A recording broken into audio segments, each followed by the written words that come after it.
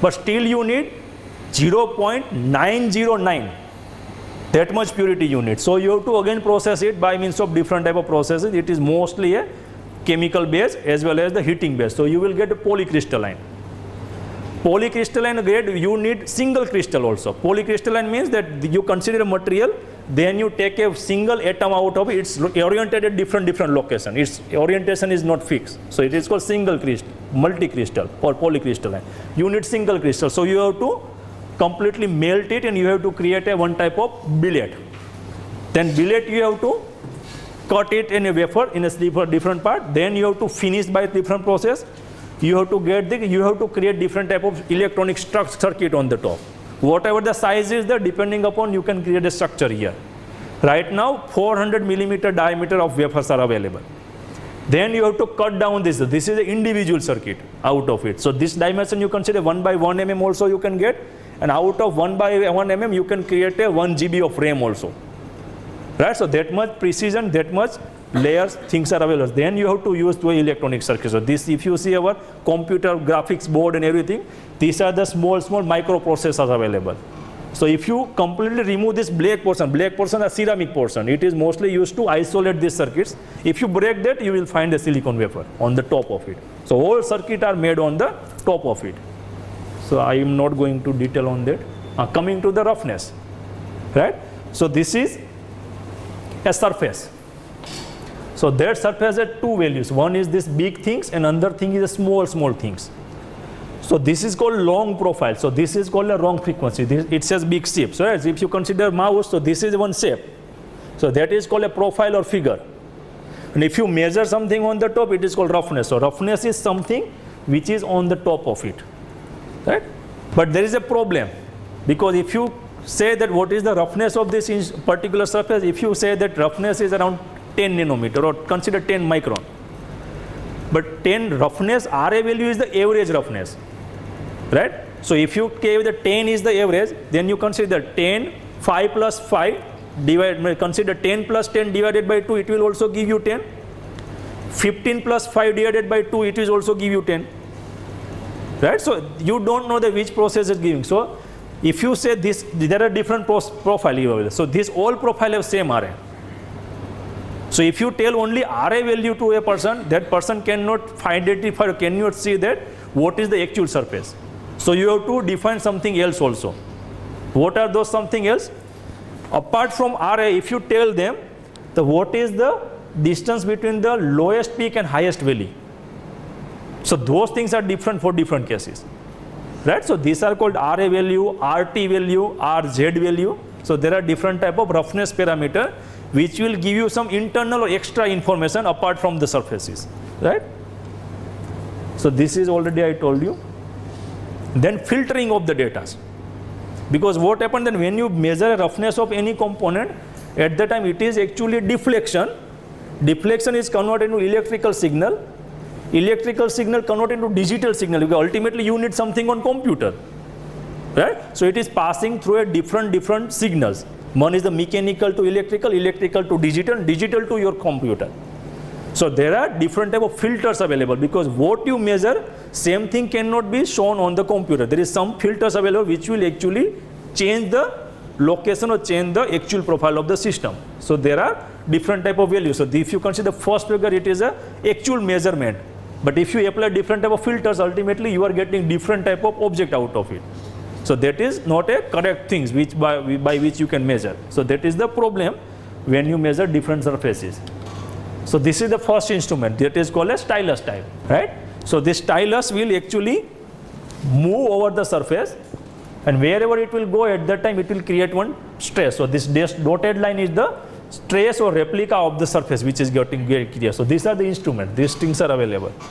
Problem with this instrument, because depending upon the size of this radius, it cannot go inside the surface where the diameter of the scratch is less than the size of this, because it cannot go inside. So whatever profile you are getting, it is a shallow profile. It is not the actual profile. So if you want actual profile, you have to reduce the size of this ball. You have to create a something like a sharp edge. Then only it will go inside and scratch the surface, right? Another thing, that how to measure the roughness, in which direction. Right? So suppose you are giving a grinding in this direction. So you have to measure roughness perpendicular to the grinding operation. Otherwise you cannot get actual roughness profile. So this is the one example. So this is the grinding direction. Grinding is done in this direction. So all the profiles are like this. So if you measure like this profile in this way, in this direction, so you will get this type of features because it is passing through all the details. If you increase or if you incline to this, so this is considered 90 degree, then you reduce 90 degree to 45 degree, 60 degree, 45 degree, 30 degree. Ultimately you are actually measuring along the line. So it is exactly flat because there is no irregularity in this. So if you measure this thing and you find proud that I have got a very, very fine finish, but it's actually not fine finish. It is the problem of your measurement. Right? So always measurement is done perpendicular to the operation. If the lathe machine is there, so you have to measure along the axis of the cylindrical component. You cannot measure at the one particular plane, because it is exactly flat. Maybe it is passing through the particular axis by which you are actually getting the surface. So that is the big problem. This is called atomic force microscope that I just explained. So this is the particular laser beam. It is striking to this thing. It is actually vibrating on the top surface. So it is getting a this is a photodiode. So these are the 4 photodiode. If it is actually striking at the center of this position, the surface is completely flat. If it is moving one location here, it knows that if it is here, what will happen to the surface. So it will give you one signal, and that signal will be transferred to the surface. So you can get all the features. So you consider this complete dimension is a 20 micron. So this is the 20 micron. You consider this one is around 3 micron or something. So such a fine detail you can get by means of this instrument. It is called atomic force microscope. So this is a 3D image. You can see this is our visiting card. If you take a letter, because there is a ink also. So this instrument can measure the thickness of that ink also, right? So this is the E letter. So you can find what is the E letter on the top surface. Even you can see what is the structure of our visiting card. It is a fine surface or very, very, so this much amount of clarity is possible by means of this type of instruments. That much precision is available. And that is also a 3D graph. That means you can get a complete profile of a surface. Now question is, these instruments are used for a small measurements. Right? Suppose you want to measure this much component, these instruments are not good. So what is the solution? You measure here, here, here, here to get an overall idea of that. But suppose I have shown you a big mirror, like that size of this room. Suppose we want to measure on the top of that, what should we do? So one solution that we get sample at different location, right? But their sample will give you localized idea. But we want to see that what is the difference of height at this location and that location. That is only possible when we create one line from this to this, connecting these two lines. Right? Then only there is a base position and we can get this thing. And that is not possible by a normal instrument which I show you. So this instrument is called long trace profiler.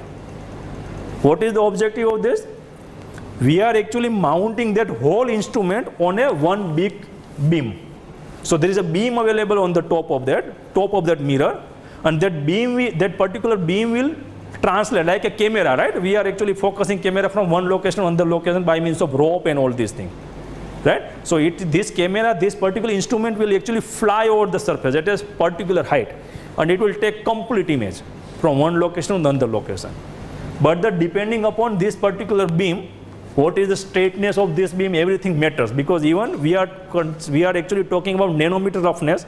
That means the situation of this should not be a more less than nanometer, because it is creating lot of problem. If there is a micron difference from one location to another location, that will be reflected on the reading.